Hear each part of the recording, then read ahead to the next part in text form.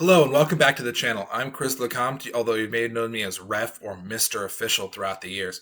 This is part one of a series on head referee, assistant referee, teamwork as a crew. Part two will be positioning during Snitch-on-Pitch, and that will be released Thursday. Here in part one, we're going to be focusing on just the seeker floor and how referees should position to respond to the changing game scenarios in front of them. Please like and subscribe and leave a comment if you think I missed anything during this guide. Let's dive in. So here I'm going to be discussing positioning as a Quidditch referee crew during the seeker floor. This is just about before Snitch comes on pitch. In USQ, that's going to be the first 18 minutes of the game. In MLQ, that's going to be the first about 20 minutes of the game. In this case, please notice that it says as a Quidditch referee crew. When it comes to positioning, it's really a teamwork effort, a team effort to make sure that the entire play is being covered, or at least that everything that's happening is being covered by at least one referee. So we're going to take a look here just at the basics. So assistant referees are typically assigned to watch beater-beater interactions and bludger interactions. So they're assigned typically to watch beaters making physical contact with each other, beater battles, beater scrums, and assigned to watch bludger interactions. So whether someone is beat before they let go of a ball, whether someone is beat at all, those sorts of calls. Now, typically, they are assigned a zone of the pitch to watch, a zone of coverage, as I call it. Typically, I use the standard quadrant system. I know a lot of referees who also do that. There is at least one other system which has different referees tracking different things throughout the field. And this is just going to be my favorite way to do it, which is the quadrant system. Now, these zones of coverage that are assigned overlap each other, and those overlaps occur where beaters and the bludgers are and where most plays are going to happen. Now, these zones start out with generalized ideas, but they're going to morph and change as the game goes on. So if we take a look at a normal field, you got your normal Quidditch pitch here, and you've got four assistant referees. This is the standard four assistant referee system. You have the lead AR up at the top, the snitch ref in the top right, and then the ARs down in the bottom left and bottom right. In this case, the normal quadrant system looks like this. You divide the field along the center line and along the midline here and here. And then the lead assistant ref watches everything that happens in this quadrant. The snitch ref watches everything in this quadrant. This AR watches everything in this quadrant. And the AR there watches everything in this quadrant. This is good, and this is great if you need to simplify it down for someone who hasn't AR'd a ton before. I generally don't like this if it comes to the highest level, or if I want the maximum capability of all of my refs' abilities maximized and optimized to watch the game. The reason why is plays that occur near these boundaries might get missed by referees, because this AR might see a play happening somewhere in this neighborhood and think, oh, that's that snitch referee's job. It's on the other side. And the snitch referee might have the same thought but coming the other way. And then this play gets missed entirely. Or a play happens near the midline and these two think, oh, no, these two are going to see it. It's beyond the midline. And these two look back and see it and go, no, that's before the midline. They're going to get it. Or it's behind us, so the other two refs are going to pick it up. To help minimize this, I usually assign zones of coverage that are a little bit bigger than the quadrants and overlap. The lead assistant ref is in charge of what I call zone 1. Now, zone 1, you'll notice, is a lot bigger than just the quadrant. It extends all the way to the other side of the farther hoop from them and all the way down to the opposing keeper zone line. The snitch ref has the same zone but flipped. They have zone 2, which goes down to the far keeper zone line from them and to the farther hoop from them. The AR down here is zone 3, which looks like a different way to flip zone 1, where it goes to the far hoop from them and to the farther keeper zone line. And the last AR has zone 4, which goes to the farther keeper zone line and to the hoops on the other side. Now, these zones are slightly bigger, and I'm not going to make them any bigger because I don't want to overload a referee with too much space to watch, but I want them to watch as much as possible. Now, the overlap here occurs around the center line and around the midline. Why? Why should it occur there? Well, if we concentrate on just that overlapping area as to, well, what is that overlapping area? What happens there? What's going on there? Well, in the middle of the field, in this area in the middle of the field, on either side of the midline, that's where we're going to have a lot of beater battles and boundary plays. So beater battles and boundary plays happen in the middle of the field often, with beaters coming up aggressively on offense, trying to get back bludger control. A lot of beaters might beat them up high rather than down low. Boundary plays, bludgers that are rolling off the side of the field, those ARs need to be able to watch those. And a lot of those happen around the middle of the field. In addition, presses and resets occur near the top of the field. So if a team is being pressured back, the assistant refs could help out on a reset to say whether a reset has occurred. Third bludger interference and immunity claims also often happen in the middle of the field. And so the referees, we have more than one set of eyes on those types of calls. For third bludger interference, you usually need at least 2 referees to call it.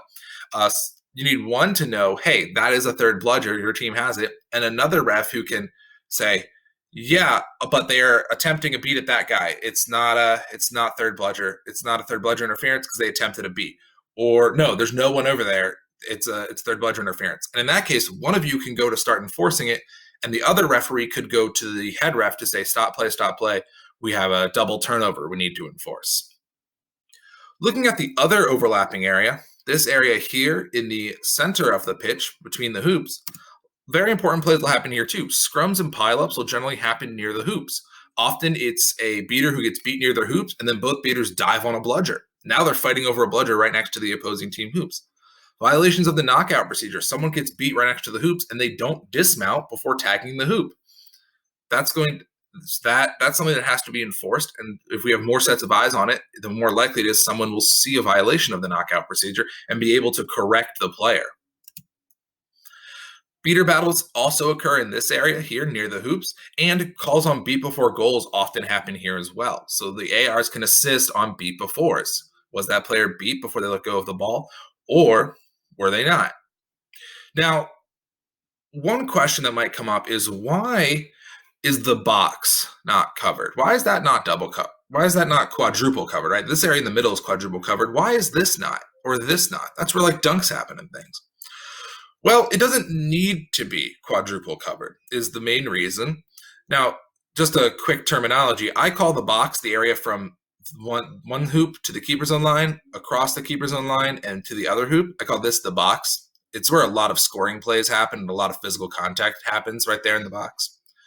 So, taking a look here, why not? Well, because there already is another referee watching it. The head referee, if they're trailing the play, ideally is already watching this. They're watching it from behind, and that way now we have 3 referees watching that kind of play. Now, this model is a very simple model. It assumes a lot of things. It assumes that the refs can't move. It's like, I'm going to put the refs in one spot and they can't move from there. Fine, that's what I want them to do. It's also assuming that gameplay is occurring in the same place on the field the entire game. Gameplay never moves. And it's assuming that if there's no quaffle game, or if there is a quaffle game, the beaters are always in the quaffle game. They never are off doing their own thing, or they're never off having a beater battle where the quaffle game isn't. That happens in games. Even high-level games where the beaters are really disciplined, often bludgers might bounce weird or might get swatted and end up somewhere they didn't want it to, and then beater battles are occurring. So we're going to make the game a bit more realistic. We're going to add refs who can move, and they're going to follow the gameplay as it moves up and down the field. So we're going to start with the standard 5 referee system, an LAR, a snitch ref, and 2 assistant refs, and the head referee in the middle of the field. And now we're going to add gameplay. Now in this case, the beaters are still going to stick to the quaffle game. They're not really going to go anywhere else. In this circumstance, gameplay has crossed mid-pitch and is attacking towards these hoops. Right? This is one of the most common, by time definitely, one of the most common situations referees have to handle, is the gameplay is crossed mid-pitch and is attacking the hoops. Pretty much it. That happens all the time in every single game. In this case, right now, all 5 referees are pretty much behind the play. And they're all pretty much getting the exact same angle on the play. And 5 people having the same angle on a play is unhelpful at best. What you want is as many different angles as possible. So the 2 leading ARs, so this one who's in front, the lead assistant ref, is one of the leading ARs in this play. And this AR down here is also in front. They're also another leading AR on the play. They're leading the play, are going to move down to the goal line and turn and look back upfield at the play. The trailing ARs, which in this case is the snitch ref and this AR, are going to move in a bit and towards the midline to watch the gameplay from behind. Now, these referees, that means they move into this kind of a shape, which looks much more pentagonal and seems to have a lot of different angles on the play. Now, if we take a look at what those angles are, the lead assistant ref is looking up from the midline back towards the assistant ref on the other side of the field. The leading AR is looking towards the snitch ref. The trailing AR is looking towards the lead AR and also toward the hoops. and the snitch ref is looking towards the hoops and towards the leading AR. Now, the head ref is also following up from behind and watching the play. This means we've got 5 people all watching gameplay happening in the middle of the field. They're all watching this kind of area of the pitch. Now, if the system is good, that means that this area of the pitch should be where most of the play is going to occur. So if we take those sight cones out, you'll see that that orange oval is right over, hey, gameplay and the box where the hoops are. Where is gameplay most likely to occur, or at least be very, very crazy and hectic? Right in front of the hoops. And so this means that we're all doing the right thing. These refs can all see the hoops. These two can see the hoops. They can watch for knockouts. They can watch for weird angled goals that are coming in from way off the sideline here. They might be able to watch for those. That shows that this is the correct way refs should be aligned. Now we're going to go ahead and we're going to watch a system where referees do move with the play. Here we're going to watch referees respond to the ball as the ball crosses the midline and starts heading towards the hoops as the team starts attacking the hoops. In this circumstance, the refs want to move down, and you're going to see the assistant ref here and here are both moving way down. The trailing ARs on both sides are moving down. They're actually moving beyond the midline because they're able to take that room. There's no players behind them, so they move all the way down past the midline to watch it.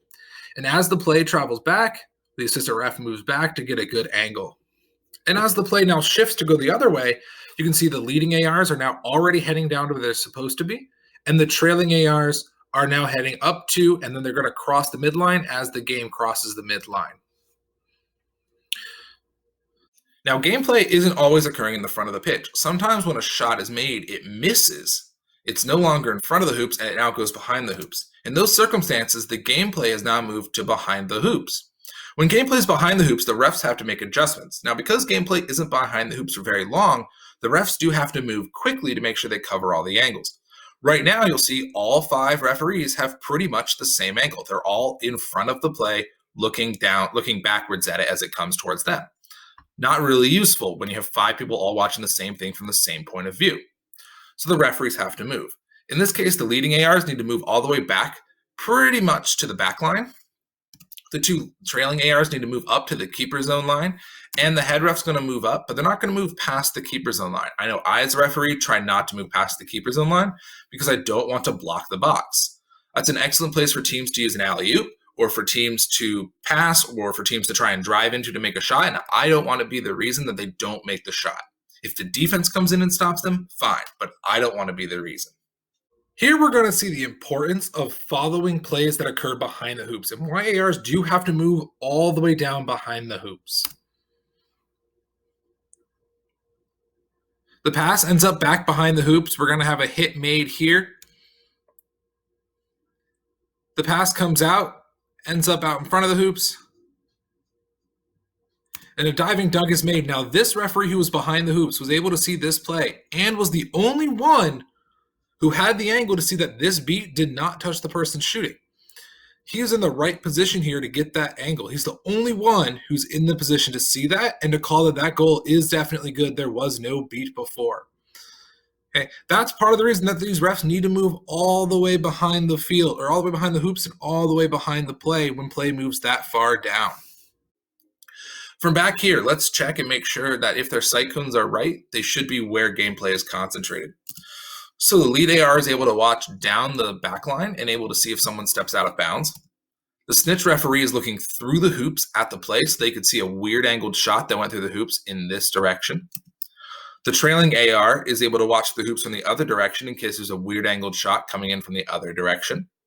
The leading AR is watching down the other side of the baseline, is able to see if someone steps out of bounds, and is watching the play. And the head referee is watching from in front of the hoops, and they're watching the gameplay that's occurring right behind the hoops. If you look at where the overlap mostly is occurring, which is about right here, we see that that overlap occurs right around the hoops and right where gameplay is, which means that the referees are in the right place. The referees are all watching exactly where gameplay is occurring, where it will occur in the near future, and they're all in the right place to make good calls. Whether that's beats, whether that's assisting on a goal, or whether that's assisting on the boundary, they are in the right place to do it. Now, after the goal is scored, and after gameplay has moved out from behind the hoops, There is one other circumstance that generally referees will have to handle. And that's when the gameplay hasn't yet crossed the midline and is still advancing towards the opposing hoops. In this circumstance, the goal was scored or a turnover has occurred, and now gameplay is going the other way. In this case, you want to, as referees, this is one of the few times you want to spread the field a little bit. When teams are advancing down the field, they usually like to spread the field out, to spread the defenses out. And so as referees, we have to adjust for that. We want to make sure there's no players behind us at any time. Now, in this play, we're going to watch a referee make an adjustment to avoid play. These positioning guidelines are a general guide. You have to make those options, those choices yourself of moving closer to the play when the play is farther away from you and backing up when play comes towards you. You have to be aware of the game that's going on. And in this circumstance, the quaffle is moving around. Austin has the quaffle. Now this player here is going to get it, and he's going to start driving towards the side, right towards this referee, who backpedals to give them the room that they need. It's an excellent adjustment by that assistant referee to backpedal to give them the room that they need. In addition, I'd like to point out the referee on the other side of the field who has moved down to the goal line and has backed up to give them the space they need, is letting this player have space to make a play. As a referee, you never want to interfere in a play. You want to just let the game go. But let the game play without you interfering. So sometimes that means backing up and letting the play happen in front of you. Sometimes that means you need to get a little bit closer to the game so that way you can officiate and adjudicate appropriately. That doesn't mean standing on the boundary the entire game. That means being as close as you can to the play while making sure no one is behind you. So in this case, as a team is advancing up the field, you're going to advance with them and you're going to back up. And as you back away from the play slightly, you're going to be able to still see the whole play that's going on. And in this case, we have the head referee watching from directly behind, the lead AR watching from the left, the lead AR, the trailing assistant ref watching from the right, the snitch ref and the leading AR are both watching from in front and slightly to the left and slightly to the right. We've got 5 unique angles on this play. This means we're all in the right place. Now, this is kind of the basics where beaters don't have independent minds of their own. We're going to take a look at one special case where beaters are no longer in the quaffle game, and that's in beater battles, beater scrums, or beater piles. Okay? Now, oftentimes when gameplay is occurring, in this case we're going to assume the gameplay is going towards the hoops and it's beyond the midline, a beater battle might occur in the middle of the field. If a beater battle occurs in the middle of the field, well, as we saw last time, all the ARs are already in the right position to be watching the center of the field, watching the box and watching the center of the field, which means this beater battle is being covered by about 5 pairs of eyes. Right? The head referee might be watching quaffle game instead of this. In that case, you still have 4 pairs of eyes watching a beater battle that's occurring here. Whether that's a 1.5 being resolved, whether that's 2 beaters trying to trade bludgers, whatever it is, you've got 4 pairs of eyes watching a beater battle happening here in the middle of the field. Okay. Now, if the beater battle isn't in the middle of the field, things get a little more complicated. The first special case scenario we're going to take a look at is a beater battle near the boundary of the field. This might occur here or it might occur here. It doesn't really matter. It will be the same thing on this side, but I'm going to use it up at the top for now. For now, this beater battle is occurring near the boundary. In that case, the trailing assistant referee, which in this case is the lead AR, should move to the boundary. So the trailing one, when they move to the boundary, they're going to be looking at the beater pile, but out of the corner of their eye, they can kind of see the hoops and the main gameplay. And the point of that is not that so that they can also assist on that. Still, it's so that if a foul occurs, they can explain whether or not it occurs before or after a goal. So whether the penalty time is negated by the goal or whether it is not negated by the goal based on when the foul occurs in reference to the goal. Okay. Now, the other AR on this side has a choice to make. They can either move back to assist the other assistant ref in the beater pile. They're not going to move back because they think the other referee is bad at their job. They're moving back because maybe it was 2 beaters and now a third is entering and they're going to come in to help out watching the third beater. Maybe they're coming in because a bludger rolled off pitch and the lead AR still has to watch some contact going on here and the snitch ref can run off field and go get the bludger, or whatever AR is on the side can run off field and get the bludger and bring it back. Or if bludger rolls off and the lead AR is assigning it to a beater, the snitch ref can now watch the rest of the play while the other assistant ref is assigning the bludger. Again, you're working as a team and you are communicating and you are looking at what your teammate is doing so that you can make the right choice. Here we're going to see how referees should respond to beater battles that are heading toward the boundary. In this case, these two beaters are now fighting at the boundary. This assistant referee here backed up and watched the play. Now there's a stoppage, so that's what she's saying. She's telling them to stop play, there's a stoppage. But she was on that the entire time. That's how she was able to see the legal push there. She was able to see the bludger being picked up, and she was able to watch the edge, the boundary of the field. Excellent movement by her to back up to make sure that she had the whole angle of the play there. If this beater battle seems to either resolve quickly or not need assistance, the snitch referee should move back to the keeper zone line to help get more of an angle on the play from behind. Because we're losing this back angle on the play, and we don't want the snitch ref to come completely out of position. We want them to take somewhat of a middling position, just coming up to the keeper zone line to get a different angle on this play here. Now, another place where beater battles will happen is behind the play. It might be here. It might be back here. It might be all the way in this corner. It might be right over here. It could happen back here. It's anywhere is fine. It's just behind the play. In this case, the trailing AR should move back behind the play. That way they're watching through the play. They can see gameplay out of the corner of their eye. And if a foul occurs, they can say whether it happens before or after a goal, so whether the penalty time is negated by the goal or whether it is not. They might also have an idea of whether or not the goal was affected by the foul. Did the foul affect one team's ability to defend the goal or not? So here we're going to watch referees following that beater behind the play. They're going to watch a beater battle happening behind the play, and you're going to watch one AR turn to watch that play. So this beater is taking off towards the back. They're probably going after this bludger after another beater. This beater is going to notice her and is going to start following her. And this assistant ref here is going to be tracking it with his head the whole way. You can see right here, this ref he's got his head, he's got a little lean to him, so you can see around this quaffle player, and he is watching this beater interaction. You can see he was watching that play even after the quaffle player had come up and gone by him. This is excellent use of his head and his eyes to watch that play. It seems like a relatively straightforward play with just one beater without a bludger, one beater with a bludger. He felt that it wasn't necessary to hike all the way back there. If you're new to assistant refereeing or new to calling those kinds of plays, you probably might want to hike back there to get a much better angle on those plays. When this AR moves back, this AR is also going to shift back, but they're not going to come all the way back to help out in this beater battle. They're just going to shift back far enough to get to the keeper zone line. Much like one of the snitch ref's options, they're moving back to the keeper zone line so that way they can watch the play in the middle and they can watch the other beaters that are going on in the middle. Okay? Now, this system, once they all move, looks like this. The lead assistant ref is watching this beater battle, and out of the corner of their eye, they're going to see the main gameplay, again, to help adjudicate whether a foul occurs before or after a goal. There are two snitch referees on the field. That's because, remember, they have a choice to make. So if they end up in the back, they're helping out. They're watching the beater scrum from a different angle, or they're running off pitch to help out there. Or if they're here, they're helping to watch the gameplay from a slightly unique angle that no one else has. The trailing AR on the other side would be watching this beater scrum, watching it this way, and out of the corner of their eye, they'd be able to see the quaffle game. So again, they can adjudicate whether a foul occurs before or after the goal. The leading AR on that side is also watching the gameplay, again, from a unique angle. They're watching from the other side and slightly up and back.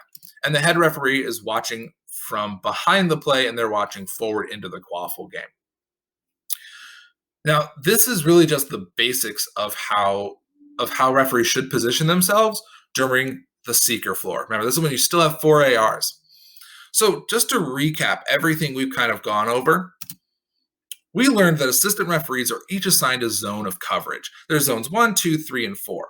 Now, those zones of coverage are not simply quadrants. They actually are bigger than the quadrants so that they overlap where the most impactful play occurs the most often, in the middle of the field and in front of the hoops. We learned that referees have to move with gameplay to maintain coverage of the players. So as the gameplay moves down the field, before it crosses the midline, after it crosses the midline, and when it's behind the hoops, referees have to move with that play.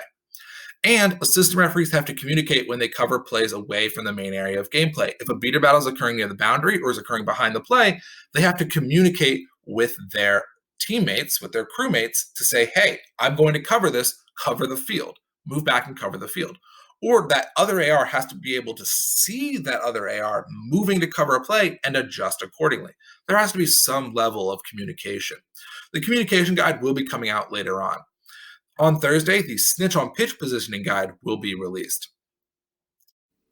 Well, I hope you learned a little or maybe a lot. If you'd like to see this type of positioning in action, go ahead and watch my ref review series. That's going to have a lot of examples of really good referees who are following this positioning and end up making really good calls. Please like and subscribe and leave a comment. Again, if you think I missed anything, I'll address them in the next video. I'll see you Thursday for my Snitch-on-Pitch positioning guide. Still a standard 4AR crew, but what happens once we add the Snitch-on-Pitch game? How does the game change? I'll be answering those questions and more on Thursday. Have a great rest of your day. I'll see you next time.